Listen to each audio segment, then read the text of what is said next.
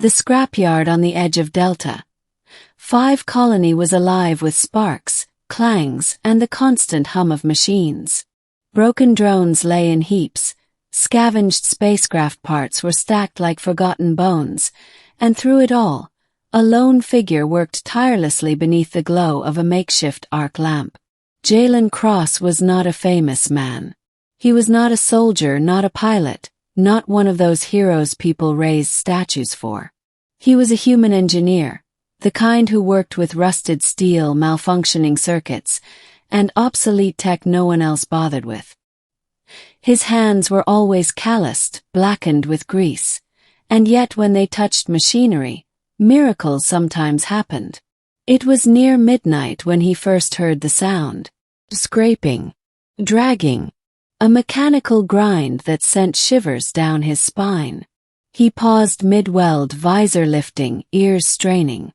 From the shadows beyond his workshop doorway came a figure, barely upright, stumbling with every step. She emerged into the light, and Jalen's breath caught. She was no ordinary woman, at least not anymore. Her body bore the hallmarks of old cybernetic augmentation, but not the sleek kind seen in modern colonies. Her legs were crude prosthetics, built decades ago, rusted and corroded from years without care. Wires sparked with each movement, metal shrieked where joints should have flowed smoothly.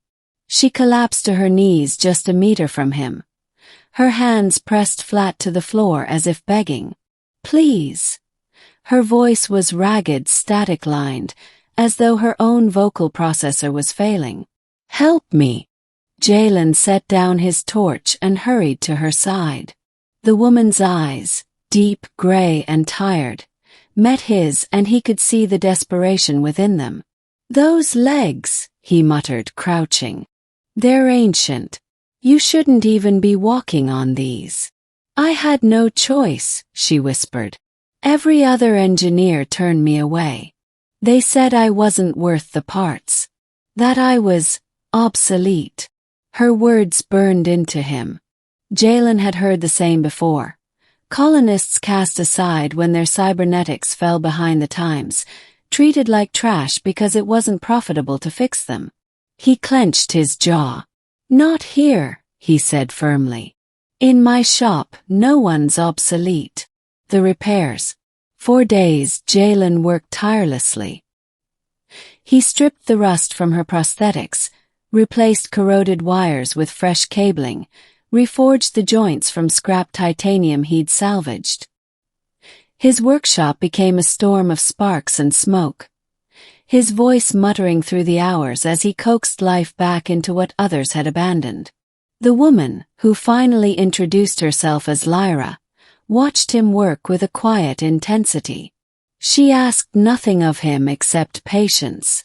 Sometimes she would tell him fragments of her story, how she had once been part of an off-world research crew, how an accident had taken her legs in a reactor breach, how the colony she served eventually discarded her when her prosthetics grew too costly to maintain. "They said I was too much of a burden," she said one night, her voice low, almost ashamed. "So I walked away. I've been walking ever since." "Walking?"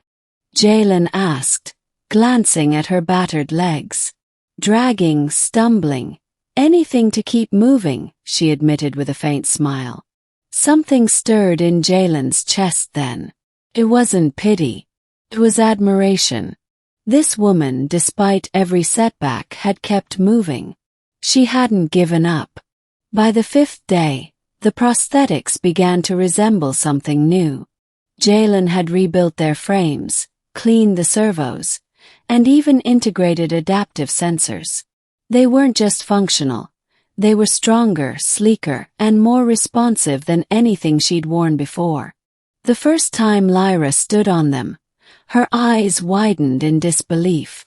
The rusted weight was gone, replaced by smooth, precise motion. She took a cautious step, then another, and before long she was walking, truly walking, for the first time in years. Her laughter filled the workshop, raw and unrestrained, echoing against the walls.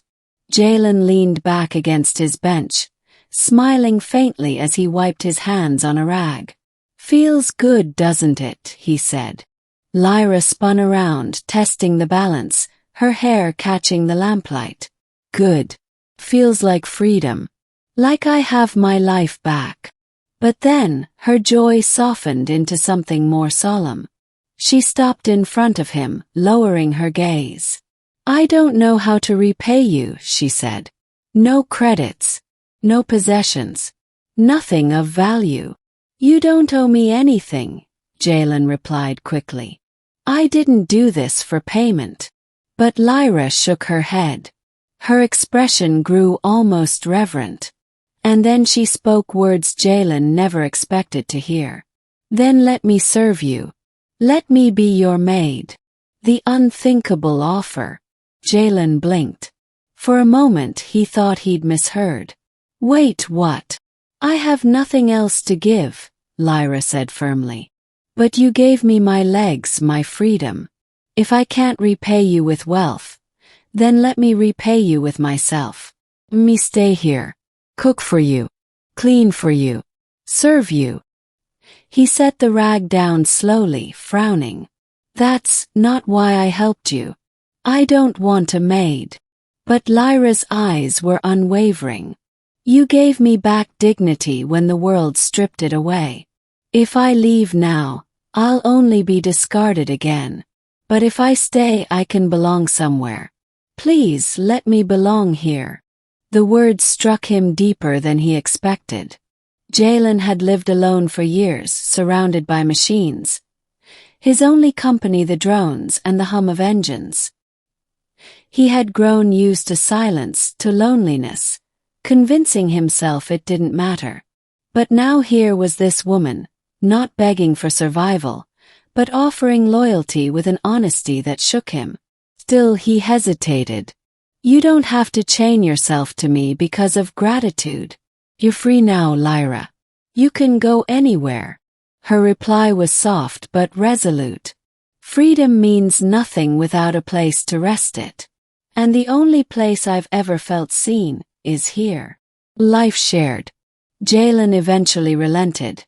Not because he wanted a maid, but because he realized she was right. People needed more than survival. They needed belonging. And so Lyra stayed. At first, she stumbled through the role she'd offered, burning food, clattering dishes, organizing tools in the wrong places. Jalen would laugh, teasing gently, while she scowled in mock frustration. But with time, she found rhythm, just as she had found rhythm in her new legs. She cooked meals, kept the workshop tidy, and more than once dragged Jalen away from overworking himself at the bench. But more importantly, she talked and listened. She filled the silence of his workshop with conversation, laughter, even arguments that somehow made the air feel warmer. One evening, months later, as they watched the twin moons rise over Delta V's horizon, Lyra turned to him.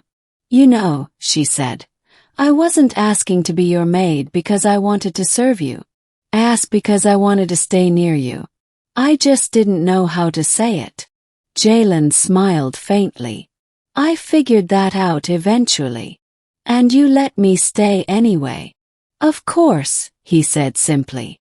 "Because I didn't just rebuild your legs. You rebuilt something in me too." The ending. Word of Jalen's work began to spread across the colony. Others who had been discarded, forgotten, or deemed obsolete came seeking his help. Some brought broken prosthetics, others malfunctioning implants, some even old drones they couldn't afford to repair. Jalen's workshop became more than a scrapyard. It became a place of hope,